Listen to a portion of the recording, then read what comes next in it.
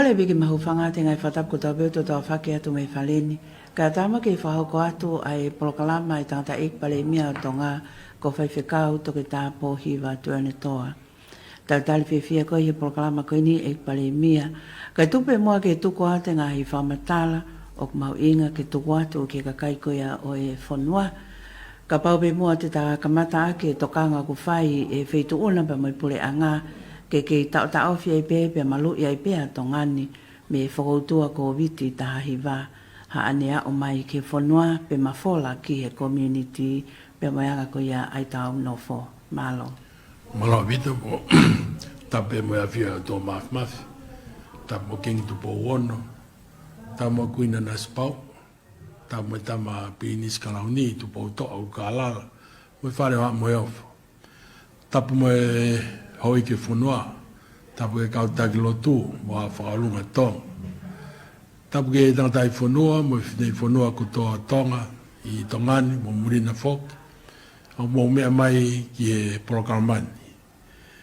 Ko kore ke u talamo ka apui, ai whakatapuni, ka e atamoa ke homo motua sewanit pare mia, ke whai ato whakamatala, whekau aki, mo tuunga ngāwe e pureanga ki e kawenga ma mawha o e kovita hiwa. O tau whakaamu ke hoko de rei atpe ai tuunga o e huhu malui ki e kahau. Ke tawau ki a tuunga pe se te hiwa ngofulu o e kakai uwhi mau ke huhu ai ura ki huhu malui me pe ke huhu hoani. O wola le rei pe a si o ngau tona e o mei nusila pea ko e tes whakaosi he aho ua noa o e nau kolontini, a ia ko e aho mōni te ia tāhiwa, tā nima, novema ua noa ua taha. Pea ka ola le lei ai pe, o ku nau kei negativi ai pe, e whakaatai pe ki nau tolu he kakato ha nau aho kolontini, aho e ua taha, a ia ko e aho taha ono ia o novema ua noa ua taha, e lawa ke whakaatai pe ki nau tolu. Whakaasi pe ko whakafafonga i at pe ai pureanga, ai whamalol, lo te honga moni ki e na awhiwhio, ke haui ke whanua, me ka kai e whanua, i e talangofua, mo e ofa whanua, ne mo whakamahino mai, i e ngāhi ue ke mau inga koni ko mari watu, o tau lau i kuna pe ahoni, ko e uhi, ko e takoni a eiki, mo e tau whetokoni aki, o tu whakata ke whakahoko ho tau lelei taha he taimi whaingatani. Malo e pale mia pek mahino pe ai tuunga ke e pole anga pe mo e whatongia tauhi ke kakai koe ai whanua pe hangai pe ko o mea au tau whawhita e ai pe ki e o tua. Ka paute ta wakai ki he ngahi ka veinga mahu inga ke heange utokanga ke ai e whanua mahino pe whoke e tuunga koe ai whiriwhalearea ki a ta walu koe o novema pea mahino e tuunga pe mai whatongia o i whalearea koe whale whaulao. Nau si ai pe ai polokalama ki mu ai wheitu una. Pena ki tokanga i ki ngahi lao koia e tolu ko lava ke o atu ki e whatato ni pea ko osa moni huafa ki ai a ene a fio me ngahi lao whakatoa nai tuku atu. Ko hana i e tuunga lolotonga toenga koia o ngahi lao kanai pasi me whalearea pea me tau mo a ki whamoni huafa ki ai a ene a fio. Mahalo, pito koe lao whoke e tolu, ne ois whakahoka te peki mua, ois whakamoni huafa ki ai ai nea fio. Pea hoka lewa ki he lao e tā fitu, ois whakahu ki whakatātoko ni, pea kua mokoi e nea fio o whakamoni huafa ki he lao e tā tolu, kai toloi ai lao e wha. O to e lewa ki kakato e ngā aue ki he lao e tolu, kai tau whakahu ki whakatātoko ni. Ke toki a fio ki ai ne a fio, bea mohano whinangalo ki ai, i e whakatātoko ni. Ka koe ku whakamahino atu pē Katarina, heu kei awe halai holo pē, e kau whaiongongo, me kau candidate whiri whakarearea, ai ngai whakamatala, whikau aki me ngai lao, kua pāsi, me wharearea. Kau kai ke mo on. Pea mo e ki tala he kau whaiongongo, mo e kau whafofonga whiri whare alea ni o kei mau wā henga pea a ko sita lau no tonga ene kei e pirisoni. Ko mea ia o ku tui o ku ia ko e politiki uri. Ke whao ha mea ta e mo oni ke tuku hifo ake e ngeia o ataha pea mo e pureanga tonga. Hange ko e ni. Ma hufi e wafu e weiki mo a wha aneafi. Whalaite tahaua novem mua noa wataha. Pea koe tama pirinisi karnival fotofiri. Na e whakalang langi. Pea na iai mo e kau whaiongo. Na e osika kato hono langa ai wafu. Pea ko fia ai ongo kāinga. Ko whopi mai ki api sehi whau asi hake a asiata maasima. Aia koe toko taha whetu taki ai patoa. He pe social media koe whatawhehi hola. O pehe, o kuhanu, ai ongo kāinga koe ni tātau te whitu ka kai nofo muri. I hono hufi e ua futai osi. Ka koe uhinga ape, koe whie mau, koloa whakatonga, ai whakafonga tonga taponga fulu. Pea mwe ngai mea tahi, ne mea kāinga e weiki. Uraki be e Katarina, nai osi be, ai wafu ia. Neongo, ai loka tauni, ne tua e ngāu e hewi ke taha. Kana e ngāu e tae motu pe, ai pōtea whoroti ia ke osi hewi keni. Ke huwhi e whaete aho tahaua o novema o noa taha, he nai osi palani pe ki ai. Pena ku kore e au ke minister polisi, ke whakaata e nau ngāu e po uri, e oa te nau kau he kie whiu, kai whakakato e ngāu e. Ko hono ua, nai kai ke whai atu whakoroa whakatonga ia he huwhi e uafu. Kana mau whaki paanga mea ofa ai motu ania, mo kau poate he ki katoanga. O ku whamamahi ai kakai o ku ikai ke whai hanga aue, ka nofo pe koe whakaanga, ka taurea tonga koe me te whito iniu. Ke taki he e kakai o tonga tapu hongo fulu, pa mo tongani, pe mo muri whoki. Ko whampe o ku ikai ke mooni ai whakatokanga koe ia e toi tapu, ia ua ti mo te vai tolu e sta tolu. Ka koe kakai kovi mo whakaheke heke, te nau whakaau watu ai pe me kovi ke kovi. Ia na kakai ai kakai ke he, pea kakai ai pe mo ki nau tolu. Ko whampe e tokoni e whamala ala, koe ni ki e tuunga ngau ai wharearea ki ngai lao, o e tau wharearea ta ua noa taha. Ia koe mea o ku tau whia ai, koe mawhai o ene a whio, ke a whio whaka osi, whakalukufua, ke ngāwe o whakahoko. Ke tau ka kapa maupe, ke he hao hawa o ngāwe, ke lawa e whatongia mai kakai e whanua, ia whonga, relei taha o wala lawa, e ki mautolu o whawhonga e kakai e whanua.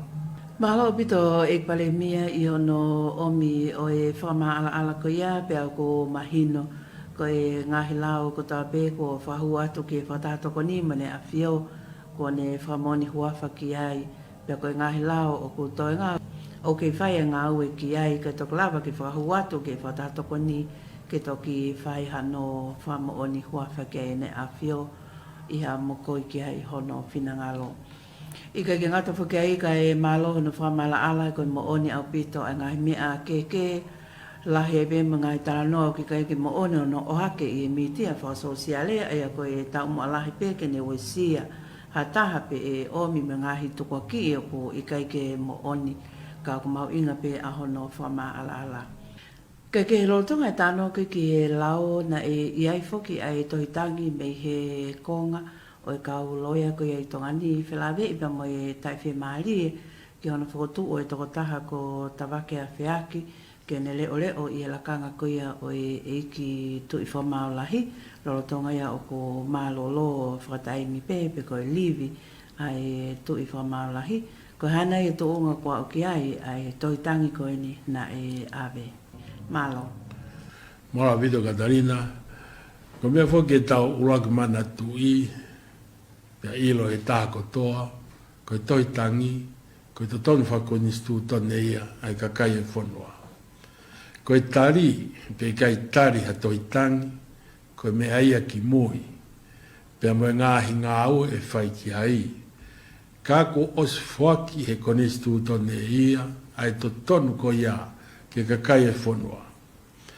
Koe mawhai pure ki hono whiri, e ngāhi lakanga whamau, pe tui whakamau lahi, whatongi aia o e sensela, pe a moe pēnolo, o ka o kunau wharei ai ne a whio, i whakatātoko ni. Pe au toki e ene a whio, pe ia, i hono whakapaui, e ngai lakanga, o a kau whakamau, i ngai whakamau anga o e lao. O i gai koa mea ia, o kawai ai pureanga. Ke oa, na kono ngā penaia ke oa na whakapolitikare hano whiri a tā.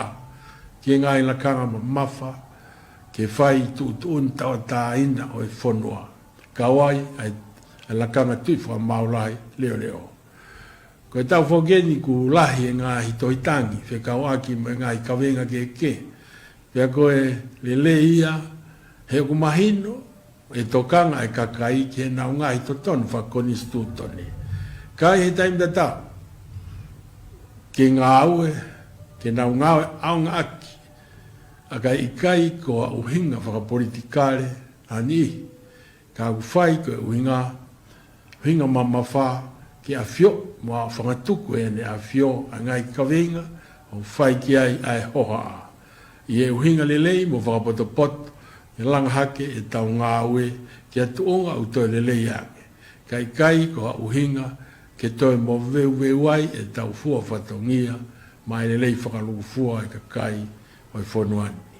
Ik pare mea koe mea mahu inga peho no whamala ala ngahi whatongia koe ni, he koe ne maala ala nge ngō tau maoleva a he mahino. Tau whanonga whogeni i he wā i taimi ka o ko amanaki ki he whahoko o e whatongia, mahu inga o e whanua, pia mo e pureanga, ka peke kakai, koe whiri whalearea. Ka taki pe e pale mia o ko lahi whake ngahi tukua ki o ko whai ke pureanga ai o tukua ki o pehe ai ngahi whai hala ai pureanga. Tātou lahi e tau ngona ai ngahi tukua ki i mga tuunga he pehe o ko whai hala ai pureanga. Koe hana e anga o mea whelawe i mga ngahi tukua ki pehe. Mara bita koe tukua ki i mama whai. Pea mea pangope, au kui kai ke whai mai hano laungai, o maupureanga, ke uwhakahoko hatari ki hangai tukua ki. Ka i e taim da tau, o kou whiawhia, ke whakamahino, o tokanga makea e pureanga, ke ngahi to tonu e kakai o e whanua. Pea o mau tariui ki ai, i e whakapaui, o mau a ngahi, whakamatala paanga, whakata, ko o se ātita, whakatatau ki e whiema whakonistu tone koia. Koe mea ia nā mau whenga iai, o lawai, a report whakatau, e whangafuru manima, me he pureanga mā lolo, aia na i kai ke whaia hana taim to tonu.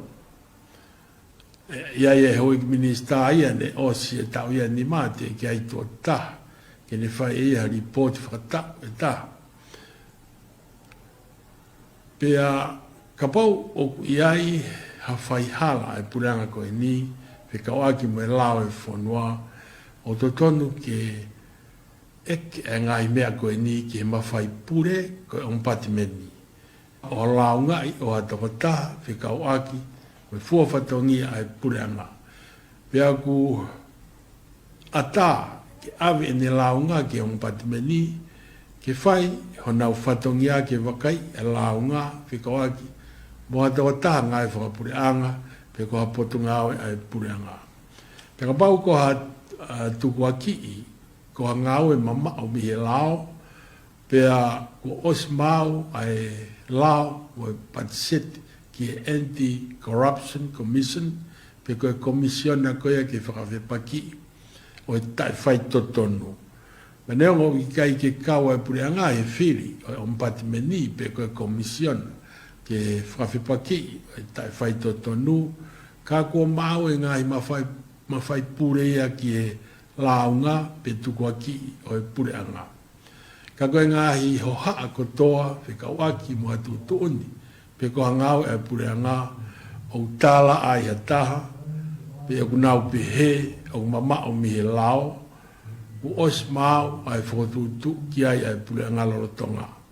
Pe aku mau whakaamu e lawa ke kamata e ngā aue ai komisoni ke whawhipaki o i whai tonu ka kulotonga lava pe ave halaunga ai kakai ke mpatpeni ke whai haani tokanga te ngā aue ki ai he wawitaha. Ka mea mau i ngā ko ngā whakalao o os mau ia ke ne whakaivia ai ngā aue ko ia he ka hau hange e koe tau i koe whai tō kona tapu. Koe whai tō o i kai ke whakalao. Ne kamata ake ai whakatu ai lao, o kune whakamahino ai ai lot o i kakai toko lahi, ke whakamato ato i ai ngāo ke kawe ngai. Kau hi, koe kahau, o tau society, ke tau te whito, ke tau whanau, mo i kahau o tonga. Pe hoko atu lewa ki e whono whakawhonua, pe hoko atu ke ngai ngāo, ke whakaivia, kau polisi, ngai kupe kau aki, ke hoko atu, ngai ngāo mahu ingai. Ek bale mia o ko mau inga foki ai tō whakataha pe koe ngā ue whakataha pe koe kā whataha o hangi koia o tau maari whekina me ngahi whetu o KKP, me pule anga, me whalearea, me whungawaka e lotu pe makakai koia e whonua. O koe e whakamalo ko hi koe whenga o aki whakataha pe ak mahino pe ai pule anga pe me ho eiki no pere koia o tonga. Tō ke heanga whengai aki i e whalearea ka koe ngahi kupu whai tō ni mahu inga. Koe hana e anga ho mea whlawei pe moi mahu inga o e ngā ue whakataha koia. Maravita Katarina, koe whehu i mahu inga eni. Koe hou eiki au nau tu whakataha pe ki nau tōru he taimi kotoa i whalearea. Pe aku lawe i pe ia he kakai e whanua. E whai e ngā iti pe iti mo e whaka uhinga ai whakaukau, ka koe whakaosinga hamea, te nau kei tū whakatāpe ki nau tolu ia. Pe au whainga ta, ke te sio kita ha taimi au nau tō ke ai. Pe taimi ni ihi au whiu e kau whawhonga ia, o i kakai, he whare hono whenga, ke ve teki ki nau tolu, mo nau ngai whakataha, kau kai ke lau. E kamata mai ai pureanga koe ni, ne mau osi whe mahino aki ko pau, ke mau ngai whakataha, ke langa i whanua. Pea koutui koe taha ia ai lava mea, me lava ngā aue e pureanga koe ni, koe mau whenga e aki me hoi ki nau pere. Pea kou lau e au, koe pouturiki mau inga eni, e ngā aue e whare alea. He ku hoko e kau whawufonga e hoi ki, koe whakatoka le lei, ma whakatuloa ai ngā ue. Pea ke tū mau ha mea. He koe mea mau inga taha i ha ngā ue ha pure anga, ke lava a hoko le lei a ngā i palani ngā ue. Kai e huatu ai pure anga mo e ne visone ngā ue, ka e humai ai pure anga fo mo e nau visone ngā ue. Pea koe ngā i whiriuriak koe ni e malawa ke ue si ai e ngā ue u whie mao, ke whakahoko halau i taulahi.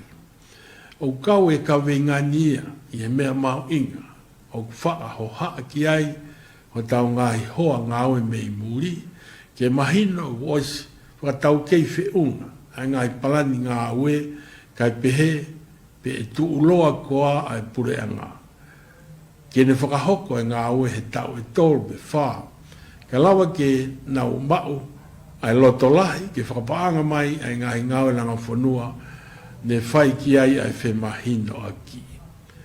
Koe ku ngawe ki koe ai whakamatala, koe ni Katarina, ke whakamahino ai mahu inga, ai tu whakataha ai ho e ki, o ku mahu inga ia, he aku nau hoko ki nau tolu, koe staple factor i he wharearea. Pe au nau tokoni ke whakamahino e ngau e pureanga i wharearea. Ke hoko le lei me he pureanga lorotonga ke pureanga hoko. Pe a kai, koe kamata fuou e pureanga kotoa, whakatau e wha, e tawha ki ngau e whakawhare area. Ka kohono whakalukfua, mau inga ki tau ngā whakataha. He koe whanua pe e taha, pia koe whare area pe, koe whare pe e taha. Koe hoiki no pere, o whanofki nau tau e ne awhio, tap moia, pia aku nau tauhi ho nau ngahi tofi, pia aku tufka horo. Koe pore kia ki tau tolu, kau whakafofonga, ki tau ngai whakataha, kai lawa, ai langa whanua, o ku kau katoa ki ai, e ngai tawhaki. Ka hui ki no pere, o ku nau potoange pe ki nau tolu, e tau i kakai. Pia ko ki tau tolu lewa kau, ki tau ngawe, au ngaki, ai whainga maari e kotoa, ki langa atoanga. Tau tu whakataha, koe tonga pe e taha, o tau mua, o langa whanua, ka kui kai au pito, koe what whanua fōo, he koe puna ia, ki e tā iloa. Ik pale mia o te lawe i ki taia koe ngahi tuunga me ngahi whatongia, tau te whito i ngahi la kangataki o kuhangi o ku me ke mo tāma kia pe he taimi kotoa o te whito i ngahi tukua ki i ke kehe pe, o ta tāua i pe pe koe hae tuunga ngahi tukua ki i ka au tukua ki i pe. Ko lawe i koe mea ta tau pe o ko ke mea i, rorotonga o i he lakanga pale mia, o kai koe whatongia whaingofua, ka o ku whonu i he pole, mai ngahi mawhatukituki ke kehe.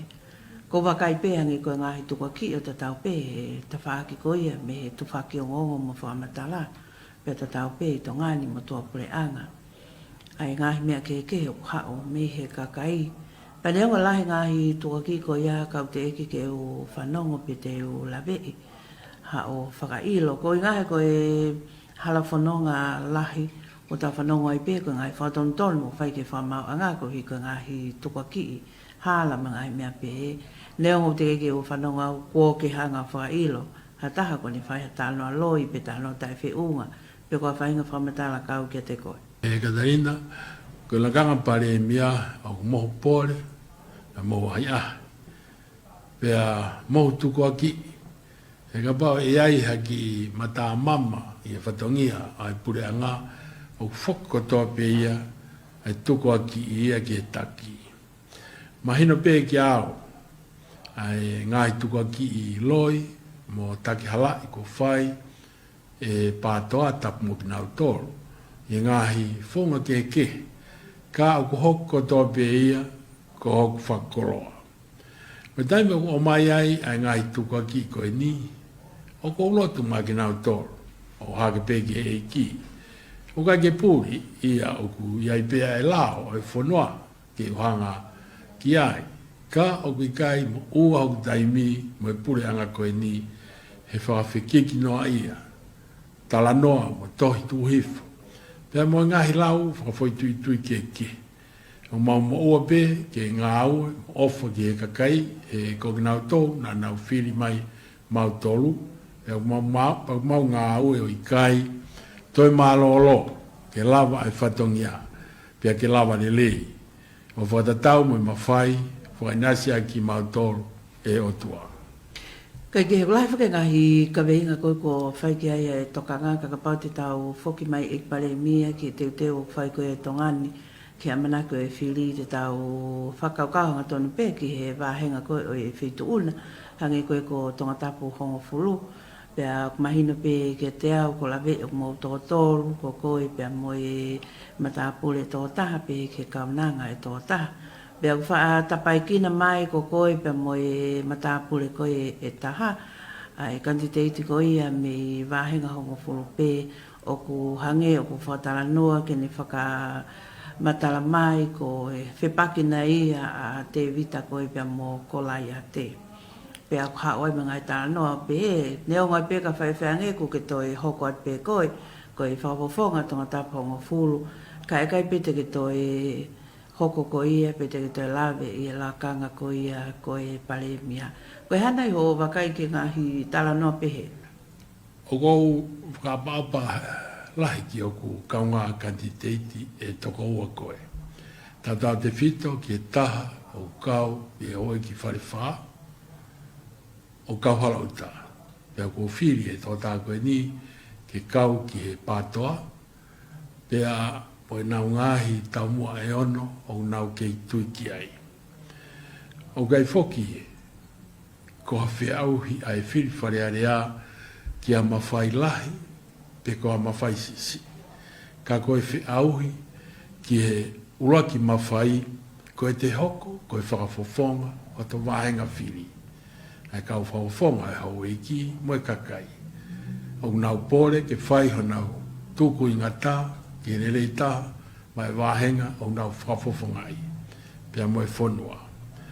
Ko e whiau i koe ni, ko e whiau i ang nau tolu, o nau tui ki e whatwhonua ai uraki wha, ko tonga, ko e pureanga whakatui, whakoni stu tone. Mo ki nau tolu o tui ki he whatwhonua o mo ni liu o e whaunga pureanga whakatui, whakoni stu tone, ki e whaunga pureanga ke. O te eki i loa, hanau palani ki ai, pe whonga whe.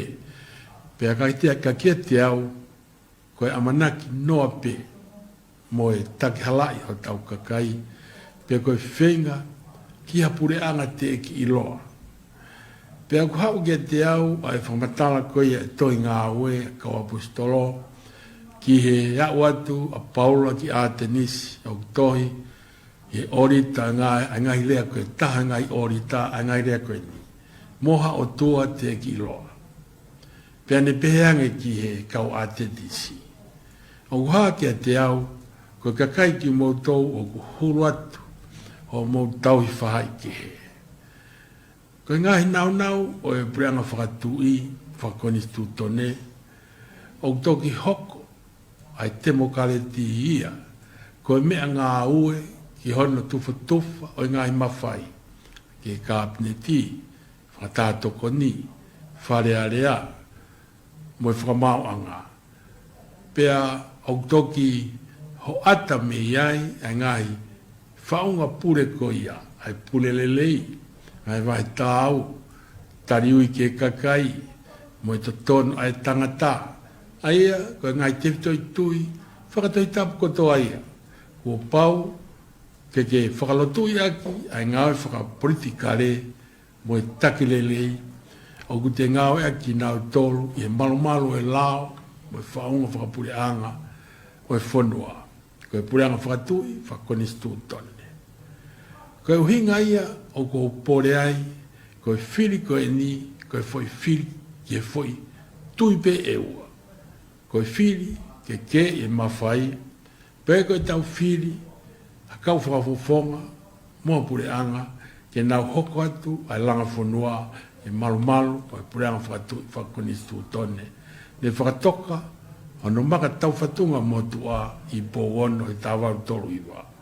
I ono tū ki o lunga he uraki whā, ai whanua ke malu i mi he otua. Pea koe whiri mamawhare waia, a koe moau, ke whapapoto, ono sivi i mo whiri mai, kau whafofonga, o nau mau, ai poto whakaotua. O i kai koe poto whakatamai pē. Ka koe kakai o nau poto, he lele i whakapue. O whakamau he mea kotoa pē. O i kai ke lele hamu. Pea i kai ke tuki matangi, mo tuki mau lao. Ka kua tau e nau mo ui ke kau he pue. Koe langa whanua ke lele i taha o tau whakaamu ki ai. Keke he ikpale mia i e tuunga koia o e teu atu koe ni ke ngawe lahi i au tāwalu koe o Novema.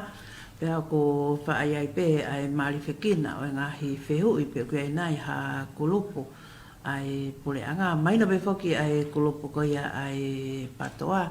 Pea mo i tuua ke nau kau kantiteiti ki he whaali ali mai ke whili koe a kakai.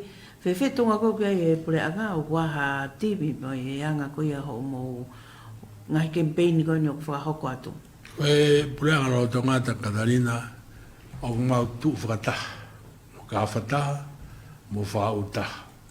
O mau whakamahino, koe mau ngai tui whakapolitika re, o mau taumua taha, i langa e whanua, mo whiawa e whi mau viwiri, ai masiwa.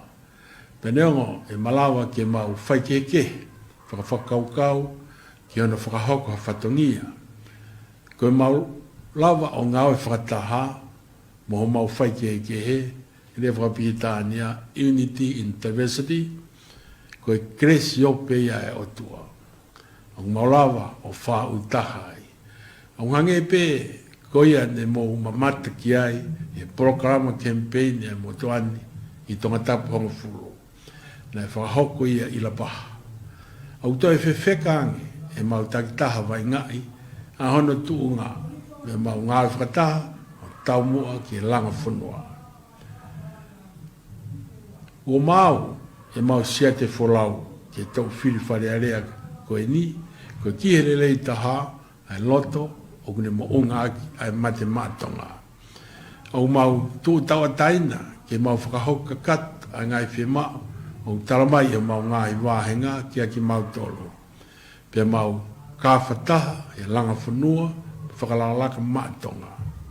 Koe pole ia o kou tuatu ki e kakai e whanua ki e whiri whare area koe ni. Koe whē ai tonga o ke loto ki e tupu ai ho whanau he kāu.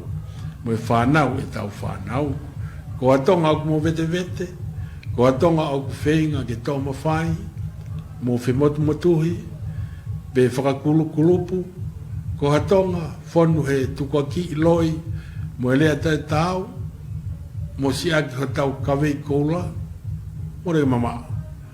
O ko tui, tai toi vei ua katarina, ko tonga au whi mao e kakai ho tau whonua, o tonga au kune o tua aki a Sihova, o tonga o kune puke ni maa, ai tuku whanua i pō no, mo e ta moto fisi mua, o whatu he whikau koura, koe o tua mo tonga, o tatowhia. Malo apito ekpale mia pea i he mui atu pe, i he whakamatala po ke whai, ai mau inga mali e ngā ue pe mo e tō fohe i e lolo tonga ni, ka koe hiri ange koia ai whiriwhalea ka pau e iai e toi whainga mali e whalala atu a tonga tapungo fulu ke te koe ke i hoko pe ko nau whawhawhonga ka ko mau inga mali ke te nau tolu pe mo mea koia po ke tautou o atu ki ho ka inga i wahenga hongo fulu koe hae palani ngā ue ke tau e wha koia ka hoko mai. Maroa pito katarina o whahoko mai e whiu i mawhtutu koe ni, ke ta whaosi aki ai talatala i whare mau inga o i ke ni. Koe konga ulaki o e whiu ini, koe pau, ke ulaki lava, i e sivi a tonga tapu hongofulu, o hu ki whare alea. Pea ko ulotu mo whaamu e toi whiri, pe ai motuani, i e tokoni mai ai o tua. Pea ke hou e ki, mo ku kāinga tonga tapu hongofulu, ka bau e mese ai o tua ki u toi kuna, e tau whiri whare alea wanoa wa taha, o i kai toi tuku haku iwi, ke hoko atu, ai ngāo e langa whanua, o kamatai e tau, pēne ua, o e pureanga lolo tonga. Pea ka pau e te o mai e whainga maari e kau mea mipa whare alea, ke u hoko atu o kau i e pureanga. Ka koe mea whokia au tonu, ai ngahi pouturiki o e talanoa ke tawhaki whakapāti. O tonu ke iai hanau palani ngā ue ke whakakakano aki ai visone o teke pia ke mahino ki e kakai. Hange koe kau minista me kau whakawhonga lorotonga o takitaha ene kawenga ki hano wahenga. Pea iai mo e visone whakaluk fua, mo hono palani ngā aue. Pea koe whaiwhai ange e toe tuku mai ai whalala ho mau ngahi wāhenga kua mahino a ngai mea kua ma oisi tuku pā e whakahoko mai kakai o whanua. Ai ene au si hifua kia i pōono i wawa, pea mo e mau pōpō ka kato, tai toi vive ua ki e mawhai o ene awhio mo e puranga whakatui whakoni stu tone. O i kai ko hawhat whanua whoou, ka koe whakahoko atu pe ai langa a whanua ni oisi whakatoka me mua koe whatongia pe ia o e puranga. Pea ke kei tawa taina e kakai o e whanua ki e nau koloa, tui whakalotu mo e lea, mo e nau whainga maari e ke whakatupa anga, kai pehe ke pure ai lao. Koe katarina, mo e tonga kotoa pe ku mou mea mai, koe ku tuku pā ke tau e wha ka hoko mai kau kai kuna e fili fare alea te o mai e whainga maari e hou e ki moe kakai te hoko atu e langa whanua ke hoko atu ke kakato mai o tonga ka ngahi palani ngā au e tu ki moaini o oisi palani ke tau e wha ka hoko mai e mau palani ngā au e uraki kono tau ke malu mo tu uloa ai pureanga tonga ko e pureanga whakatu whakoni stu tone ua ko e hoko atu ai mapure i le lei o e whonga ngā au e ke whakasii mo tauwhi ai COVID tahiwa e ne hu mai ke whonuani tolu ko e hoko atu ai ngā au e o si kamata ke tau ia whaito kona tapu ke tauwhi ai whakaauha ai kakai o e whonua e tau te whito ke kaha o e whonua mo e tau whanau ko e wha ke whakahoko ai ngai porokalama fis mua ke ako e tau whanau pia ka whakahoko ho nau ngai tare niti ko whakoloa ki nau tolu ngai malai ke o e society ko hono ni maa kono whakaivia o e tangata ngowe mo tangata pisinisi ye fonga ko ni ke whakaosi e porokalama tanu hala kalele e ngai wafu whakawapureanga pe ke ngai taulanga loto fonua o ngai otumotu langa mo ngai hala whakawakawa ange ko hala whakawakawa mi whangauta ki wholaha mo hala whakawakawa mi pātangata ki nukuleka mo makaunga e whakaivia e kau ngowe aki hono whakatau pe mai i tongani e pureanga e nau ngowe pe akumi e pureanga e maketi i tō pureanga e whakatau ki ai e nau ngowe osi ano peki whakarelei o e fua ngowe i e whare peki ngowe ko no ko hono hoko atu hono whakaivia kau tautai ke kumi ha maketi ke awe ki ai e nau tautai mi o seni hiria hono peki ai fua e nau tautai whatatau ke whima ai maketi i tua pureanga pe whama i fok me moko hunu me ngai koloa ke o seni kono fitu ono whakaivia o e hoi ki whawhine e ngai wharelalanga ke tua ke atu ki tua pureanga ai ngā au e honau nima ke lahi, ke lava, ke maa whiunga kai wawi hono whakatau atu no walu kono whakaivia ai sektoa takmamata pe ako osi kamata e ngā au e mo alea ki hono langa o malai wakapuna e vai whanua wau e ko whinangao ke e nea fio ke whakahoko e pureanga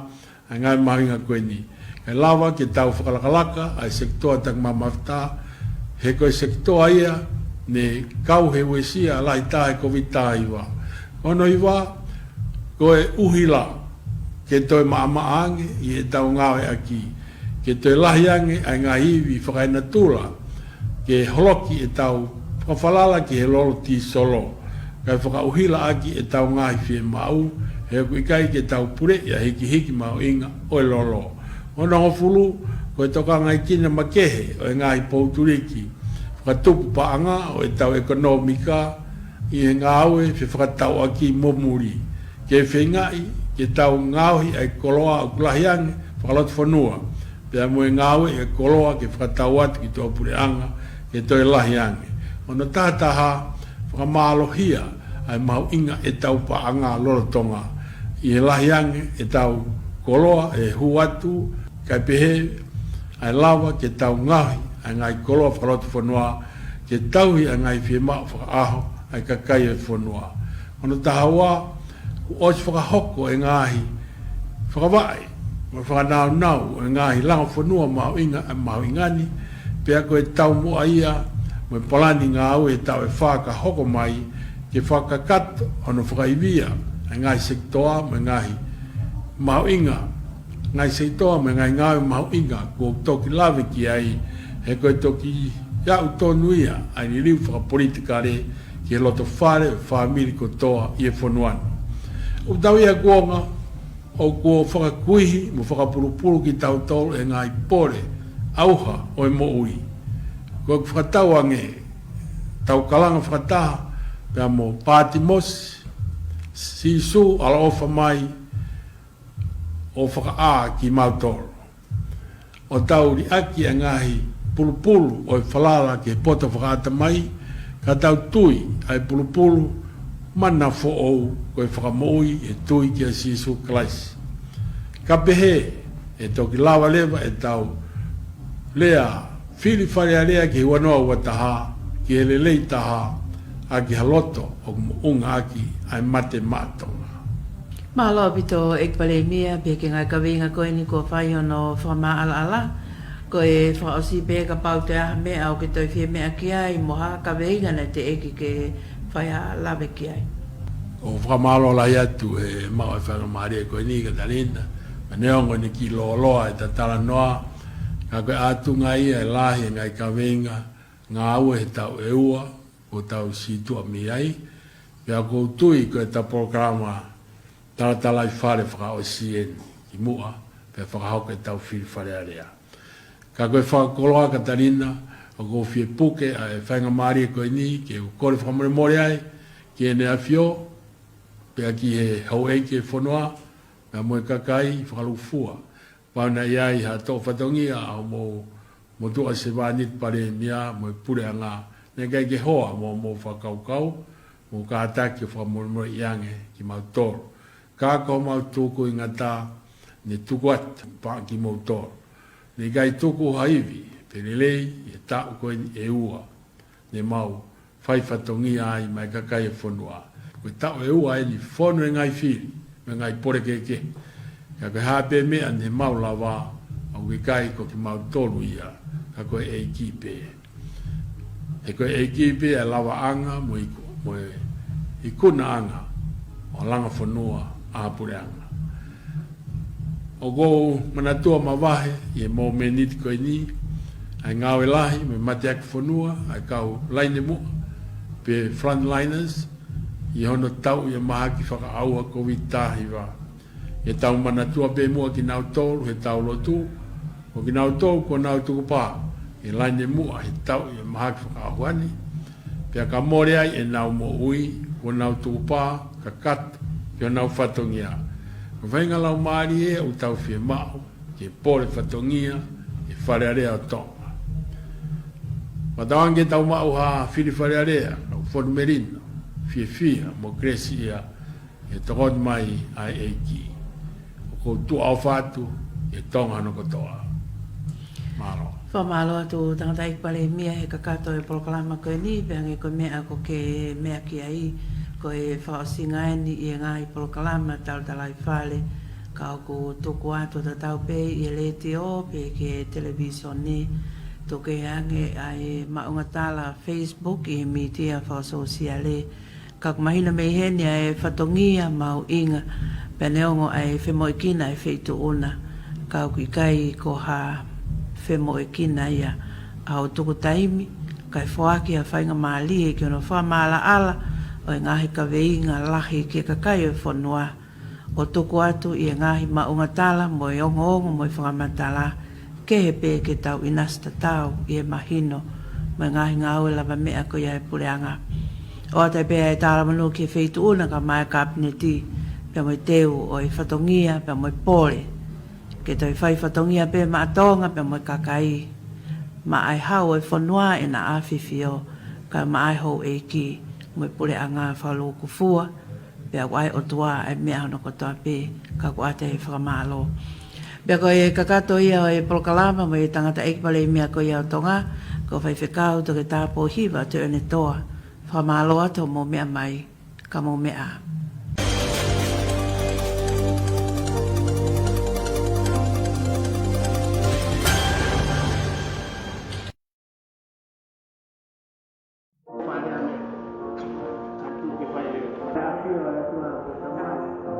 Mele, o ki kai ke whea huhu au.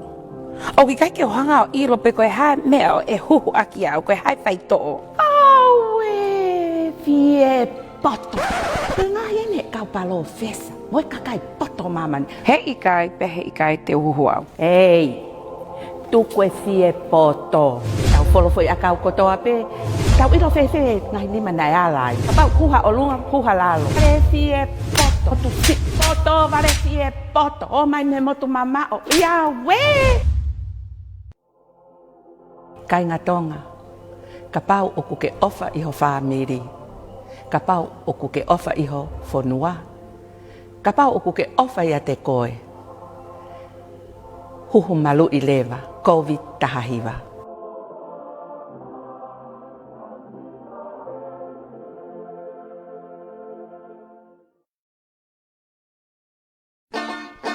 O ku mau ho sari o te whewhanonga aki, kua taimi ke whetongia e wae ho ka pe veni. Ma whahe siwa ata pe makoko ho mea lele. Tā mai lewa he ahoni kia mai kolo I he Simran Auto Care and Smash Repairs. He noa wha taha nima walwalu wha tā hiwa taha. I o mea lele matapā ua pe matapā wha. Puho uhila fo o pe whetongi koe ho lolo. Te mau lava o toho foki ho mea lele kia tatongi sisi I mo whaka atui. Puha kia roadworthy mai service I ho ka. O e teke toi tatari. Ka ke tala noa mai lewa kia mai kolo he whike telefoni noa whahataha nima waluwalu wha taha hiwa taha. Simran Auto Care and Smash Repairs. Mō ni te ke tokonaki, walu pongpongi ke nima tolu noa e whiawhi. Koe mautua sila, koe whika tolu A, tolu walu ni manoa Mount Lizzie Highway I Park Ridge. Pe tā mai kia mai kolo I he noa whahataha nima waluwalu wha taha hiwa taha.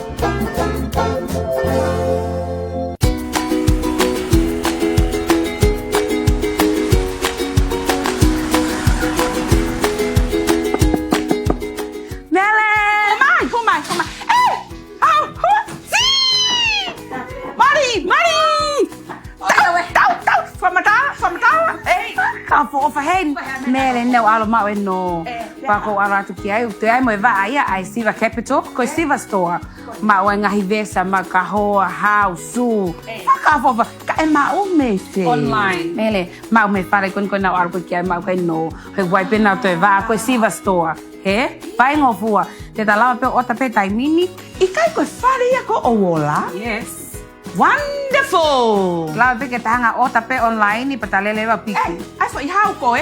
Ai mo foi ka hoa koe? www.shopsiva.com. Makai rewa ki e ma website I pe ke tori mo whiri mea whaahinga ke kehepe oi kato. La lahi mo iki, lanu kehe kehe. Ma o mea ai hau I kalas ke kehepe tautau te whito ki ngai te sairi whakapasifiki. Iwe aue te ke mau atu moi matasio ata ia whaahinga kalasis whaahinga lanu whaahinga style pe. Tori mo whiri rewa pia me iai. Oa te ke toi tatari hu rewa ki www.shopsiva.com. Tau Siva Store ki ai!